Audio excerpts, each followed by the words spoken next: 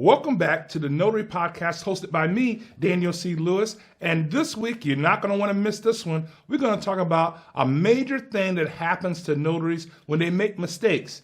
Yes, that's right. We're going to talk about distractions this week. You're not going to want to miss this one. Cue the music.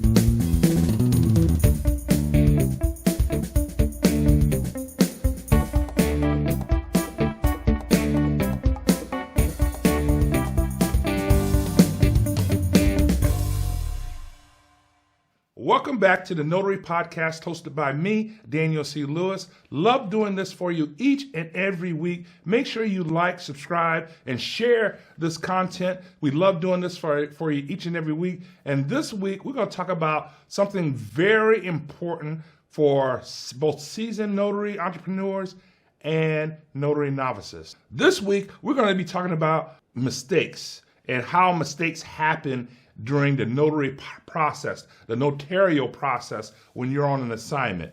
There are basically three ways you can make a mistake as a notary. First, you miss a signature on a document. You get the signature of the signer, but you, the notary, miss signing a document that needs to be notarized. And the third way is to get the signature, you sign, but you as the notary miss stamping the document. Now, I know you're wondering, how can this happen if you are a seasoned notary or if you're a novice notary? How can this happen?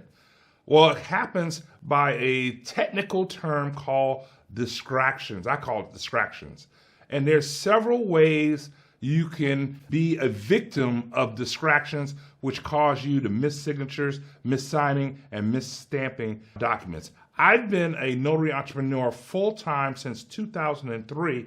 And just recently, I was in a signing and I missed stamping a document. It was because of the distractions. I caught it right before I sent the documents back on FedEx because I counted the distractions as I was driving away from the assignment. I counted the distractions while I was there, and it occurred to me, maybe I should just take a fourth look at the documents to make sure I got all the signatures and stamped the documents correctly. And I discovered I missed a stamp on one of the documents. So I wanted to share with you some distractions that you should be aware of. Some of them, a lot of notaries are not aware of. And I wanted to share these distractions with you so that when you're in an assignment and three or more of these distractions happen, you can be prepared to really refocus on the documents and just do a final check to make sure you got everything signed correct. Ready? The first distraction is what we call client distraction or the signer's distraction. They happen during the signings. If you're right in the middle of an assignment, whether it's a real estate, car, procurement, or any type of assignment, trust documents, this happens a lot. You're sitting with a signer, you've gotten their ID, you're starting to sign the documents, he gets a phone call, you get a phone call, get a text, they step away, they get a text, or if it's two signers, one step away, one takes the document somewhere else, and that could be a distraction where you miss the signature on the document. Or also, in the same vein of a signer's distraction, they can have small talk, they can start,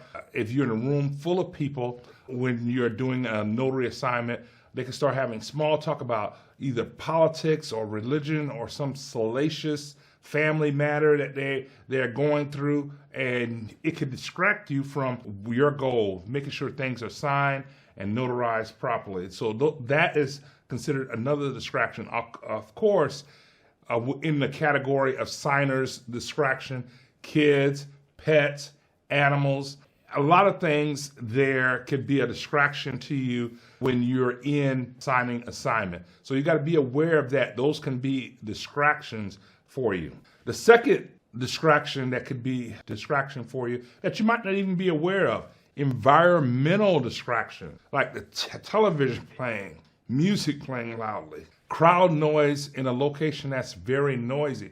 A lot of times, especially when you go into work sites, do a distraction. I just was at a construction site doing a notary assignment, and there was noise everywhere. We could barely hear each other.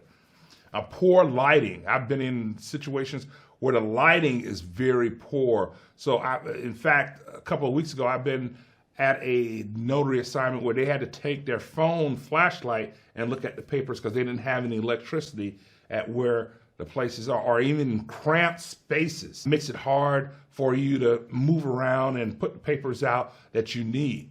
That could be considered a distraction that you should be aware of. Another environmental distraction that really affects me over the past couple of years is sometimes some cultures, when you come into their house, they are preparing a meal, and the meal has peppers, garlic, soy, and all that could be considered ingredients for pepper spray. And then when that gets into your nasal cavity, you start, for me, a coughing fit. That could be a distraction. You're trying hard not to cough from inhaling all those aromas of different people's houses, but that could be considered a distraction. Instead of focusing on getting the documents notarized properly, you could be focusing on, hey, I got to make sure I'm not coughing during this assignment.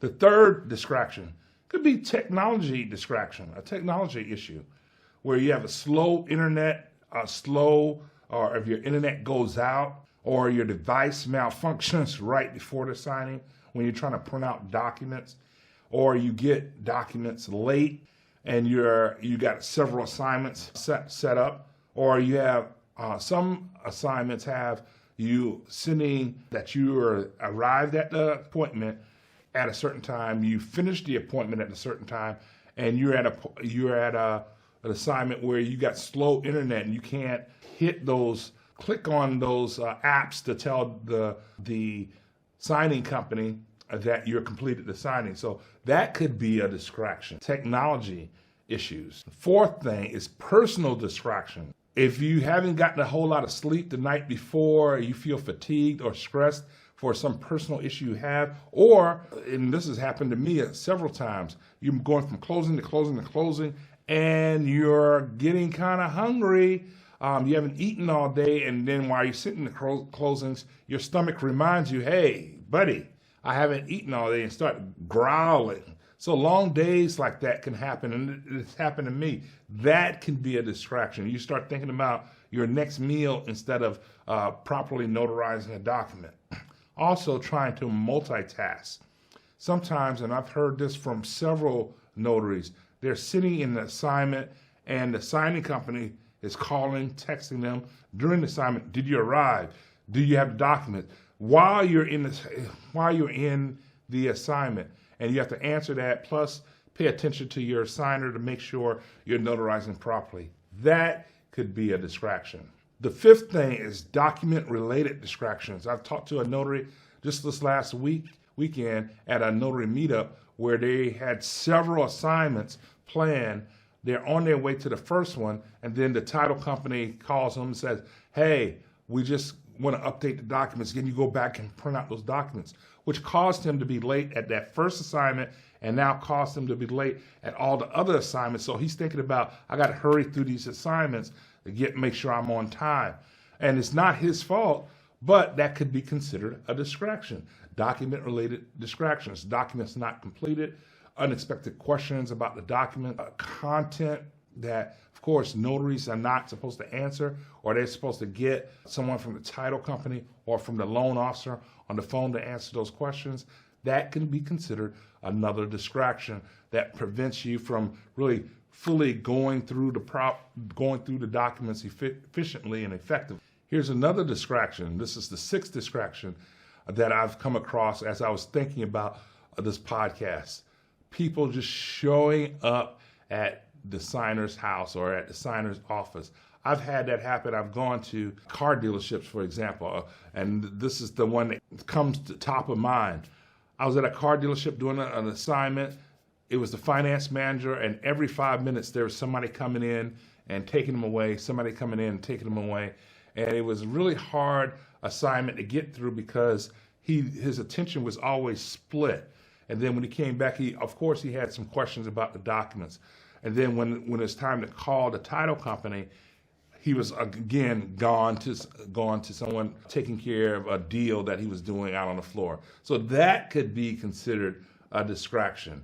Unexpected visitors, even at someone's house, a neighbor can come by and have a conversation with the signer while you're there trying to get things done. Delivery people is always, and I've been to houses where people are getting things remodeled. They have contractors coming in and out. Just consider those as distractions. Something else that could be considered a distraction that people don't even consider, weather and travel conditions.